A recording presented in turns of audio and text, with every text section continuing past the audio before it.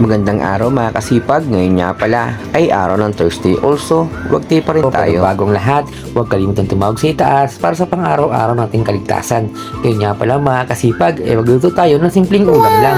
Meron tayong kangkong, meron tayong tuyo, meron tayong tosino, at meron tayong itlog.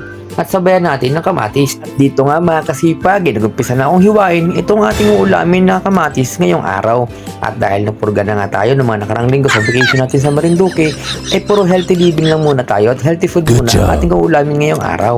At syempre mga kasipag, naghiwa na rin pala ako ng kamatis at also sasamahan ko rin yan ng nilagang kangkong para namang mas healthy at pare sa ating lulutuin ngayong araw. At dito nga mga kasipag, nagdagdag na rin ako ng sibuyas para pampare sa gulay at ating tuyong kakainin ngayong araw. Tara mga kasipag, let's lutuin go! natin to.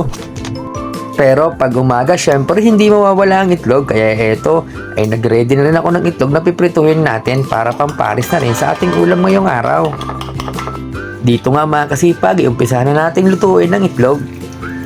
Ayan, at konti lang pala ang lakas ng apoy para hindi agad siya masunog mga kasipag.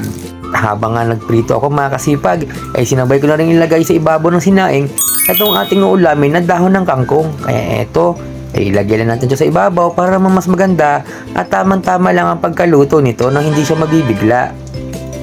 At dito nga ay niluto ko na rin yung dilis natin para at least pampares sa ating mga kakainin at mga ulam ngayong araw.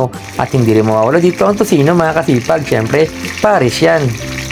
At dito nga, ito na nga pala ang finished product natin.